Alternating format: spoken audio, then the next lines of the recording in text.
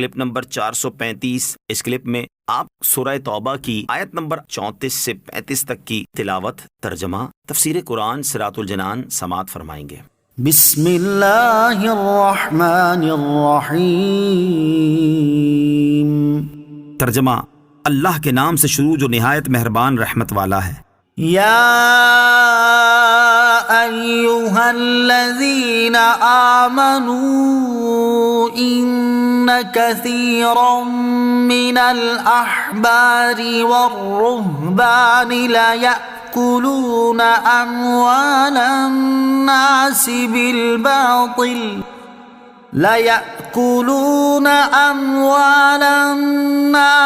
بالباطل ويصدون عن سبيل الله والذين يكنزون الذهب والفضة ولا ينفقونها في سبيل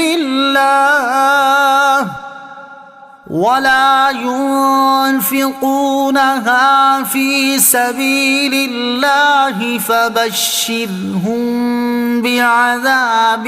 أليم۔ ترجمہ، اے ایمان والو، بے شک بہت سے پادری اور روحانی درویش باطل طریقے سے لوگوں کا مال کھا جاتے ہیں اور اللہ کی راہ سے روکتے ہیں، اور وہ لوگ جو سونا اور چاندی جمع کر رکھتے ہیں اور اسے اللہ کی راہ میں خرچ نہیں کرتے، انہیں دردناک عذاب کی خوشخبری سناؤ۔ لَيَأْكُلُونَ أَمْوَالَ النَّاسِ بِالْبَاطِلِ،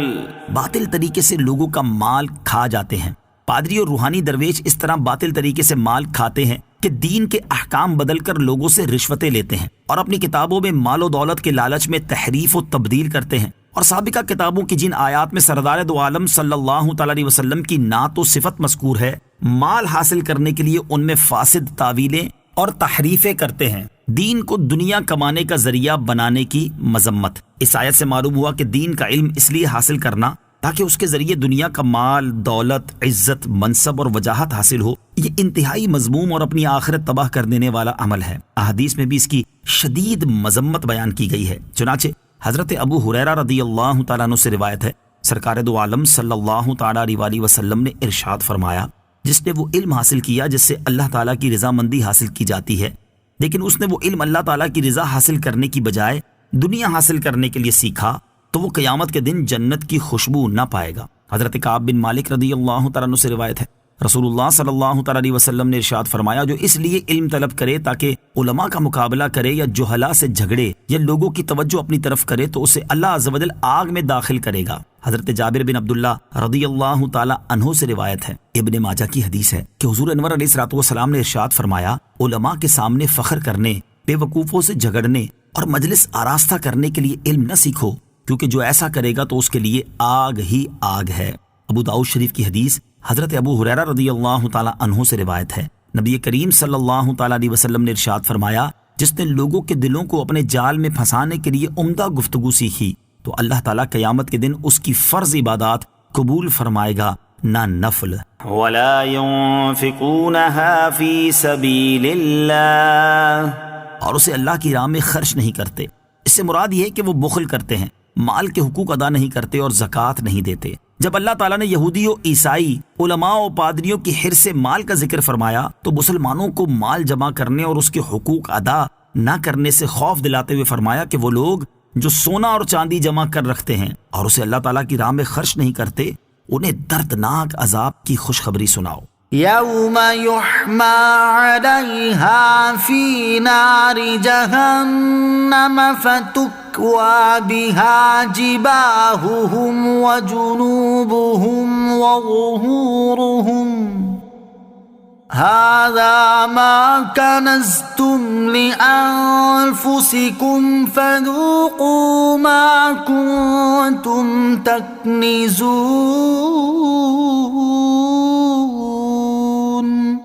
ترجمہ، جس دن وہ مال جہنم کی آگ میں تپایا جائے گا، پھر اس کے ساتھ ان کی پیشانیوں اور ان کے پہلوؤں اور ان کی پشتوں کو داغا جائے گا اور کہا جائے گا، یہ وہ مال ہے جو تم نے اپنے لیے جمع کر رکھا تھا، تو اپنے جمع کرنے کا مزہ چکھو۔ یوم یحمى علیہا فی نار جہنم،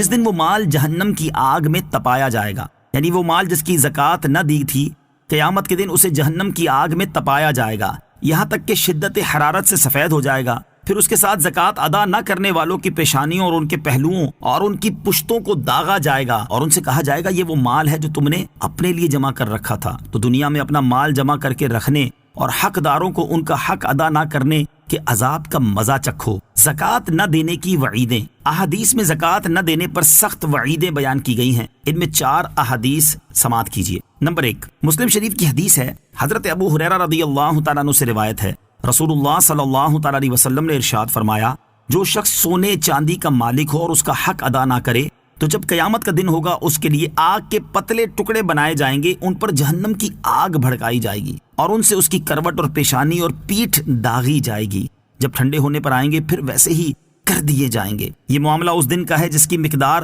50,000 برس ہے، یہاں تک کہ بندوں کے درمیان فیصلہ ہو جائے۔ اب وہ اپنی راہ دیکھے گا، خواہ جنت کی طرف جائے یا جہنم کی طرف۔ اور اونٹ کے بارے میں فرمایا جو اس کا حق ادا نہیں کرتا، قیامت کے دن ہموار میدان میں لٹا دیا جائے گا اور وہ اونٹ سب کے سب نہایت فربا ہو کر آئیں گے، پاؤں سے اسے روندیں گے اور منہ سے کاٹیں گے۔ جب ان کی پچھلی جماعت گزر جائے گی پہلی لوٹے گی۔ اور گائے اور بکریوں کے بارے میں فرمایا کہ اس شخص کو ہموار میدان میں لٹائیں گے اور وہ سب کی سب آئیں گی، نہ ان میں مڑے ہوئے سینگ کی کوئی ہوگی نہ بے سینگ کی، نہ ٹوٹے سینگ کی، اور سینگوں سے ماریں گی اور کھروں سے روندیں گی۔ نمبر 2، حضرت بریدہ رضی اللہ تعالیٰ عنہ سے روایت ہے، حضور انور صلی اللہ تعالیٰ علیہ وسلم نے ارشاد فرمایا، جو قوم زکوٰۃ نہ دے گی اللہ تعالیٰ اسے قحط میں مبتلا فرمائے گا۔ نمبر 3، امیر المومنین حضرت فاروق اعظم رضی اللہ تعالیٰ عنہ سے روایت ہے، حضور اقدس صلی اللہ تعالیٰ علیہ وسلم نے ارشاد فرمایا، خشکی و تری میں جو مال تلف ہوتا ہے وہ زکوٰۃ نہ دینے سے تلف ہوتا ہے۔ نمبر 4، امیر المومنین حضرت علی المرتضیٰ